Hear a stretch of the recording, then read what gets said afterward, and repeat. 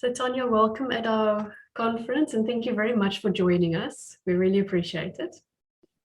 It's my pleasure. It's always great to be here. Super. Tanya, so you are the CEO of the South African Venture Capital and Private Equity Association. And I'm wondering if you mind giving us a little bit more background about your journey to joining SAVCA.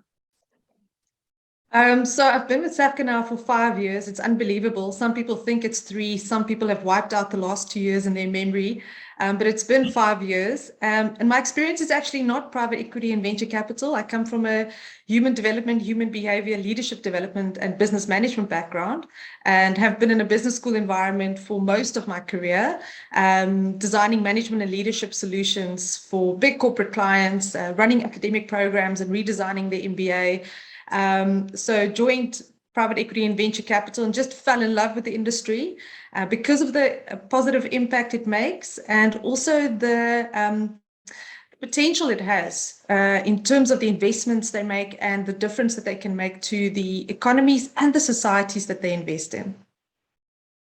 Super. So it doesn't sound as if it was potentially a very easy transition, but it sounds like a very rewarding one for you. Not easy, but very rewarding. I can imagine. Tanya, so South Africa's financial health is very important in what you do. And taking into consideration that we've just had another budget speech, can you give us some overview of your feelings towards the potential of investments in 2022? Yeah, so a lot of times a big part of the role that SAVCA plays is to promote private equity and venture capital. But before we can do that, we actually have to promote Southern Africa as a viable investment destination. So a lot of the work that we do is looking at what makes Southern Africa and South Africa different. Why is it a good investment destination? What does it offer? So there's a lot of potential. I think the budget speech was a good one in terms of what the country needs. We need to look at our debt management, but then we also, what I like, and this also comes from SONA, is that the president and his cabinet understand the value of entrepreneurship, the value of the SME sector. And I think that they now realize that is where they can unlock future growth, and that's where the jobs are going to be created. So for the last 3-4 years, the president's hosted an investment conference, and it's always been eyes on the big businesses, making pledges, etc. But I think the reality now, and the government realizes that, is that small, medium enterprises is where jobs are going to be created. Super. So that's very encouraging for our entrepreneurs. Yes, definitely. There's still a lot of work to be done, but I think the penny's dropped. Okay, brilliant. Sounds good. I guess my next question in a way feeds into that. Do you think there's anything to be excited about South Africa's economy over the next year? I think we're on a good growth trajectory. I do think that there's a lot of potential. And what we've seen, what has actually happened with COVID, is that there's a lot of opportunities that entrepreneurs recognized and capitalized on. So digital disruption, changing consumer behavior has opened up the doors for new innovations, new businesses, and new revenue channels. So I do think our entrepreneurs are very savvy, and they recognize these opportunities and took advantage of that. So there's definitely light at the end of the tunnel. Great. Yeah, I think they're definitely brilliant at recognizing the opportunities and grabbing them with both hands. Great. So, Tanya, the country has just gone through a difficult pandemic, the country and the world.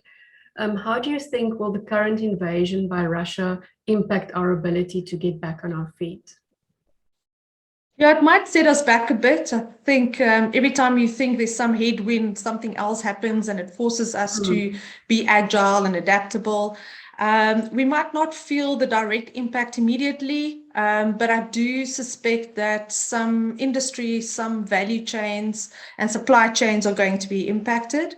And it's going to be very similar to COVID, where there's some industries and some supply chains that are going to be constrained, and they're going to find it difficult and they need to adapt. And it's on the reverse, it's also going to open up new opportunities again. So if Ukraine or Russia can't supply certain products or services to Europe or other parts of the world, they might open up opportunities for South Africa and Southern African entrepreneurs to do so.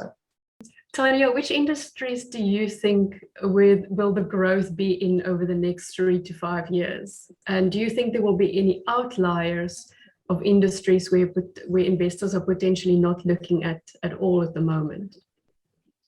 I think every investor wants that silver or that crystal ball so that they can guess which industry so that they gear themselves up for investment. I think where everyone's focusing on now is health industries, education industries, really getting into the technology infrastructure, because we've seen the power of just having the infrastructure there to be able to remain productive. We've seen the power of fintech. That's been the fastest growing sector within the venture capital space that's received investments, is definitely the fintech sector. But I think we shouldn't underestimate the future of how and where and why we do things. So it's coming back to answer the questions: how do we do things? Where do we do it? Why do we do it? Just off the back of a meeting we had about VR technology and the fluidity between virtual world and reality, and how those two are going to come together much more closer in future. Let's take the education space as an example. When we used to learn about Egypt in school, you had to imagine it or go into an encyclopedia, which doesn't exist anymore, to look at pictures of Egypt. But with virtual reality, you can actually take children to Egypt back then to experience what that was like. So I think there's potential technologies in how we do things and why we do things that's going to be the industries of the future. Right, thank you. Thanks for that, that detail. So what can entrepreneurs do under the current economic environment to prepare themselves for investment and incentives like the business bounce back scheme that was recently announced during the budget speech? I think now's the time to really look at what are all the initiatives that are out there. There's a lot more ecosystem support for entrepreneurs, for SMEs, more so than I've experienced the last 5 years. So there's definitely more avenues and support at the moment, but also sort of the projects that I know of that's coming from various government institutions locally and internationally. We're going to see a lot more financial and non-financial support for SMEs. So in terms of gearing yourself up for that, really start with your financials. Make sure that's up to date. I think that's the most crucial part, is knowing exactly what's your runway, how much working capital do you have, what's your potential future growth, and where's your revenue going to come from, where's the risks within the business, knowing what could impact that potential revenue, etc. So the financials is very important. But on the flip side, it's also just being able to elegantly articulate what your business is and what problem you're solving. So a lot of times we have entrepreneurs that are very technical, they're really good at what they do, but they're unable to articulate what it is that they do and whose problem they're solving. So I think it's important to marry those two, the deep financial skills or readiness, together with just articulating what your business is and what it does and why it matters. So I think it's about just, balancing those two.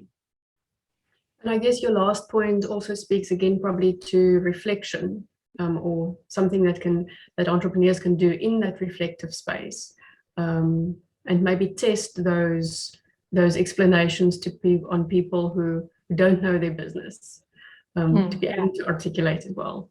Yeah. Yes, because you know your business inside out, but can you articulate it in a way that people that aren't in your industry understand it? Yeah, exactly.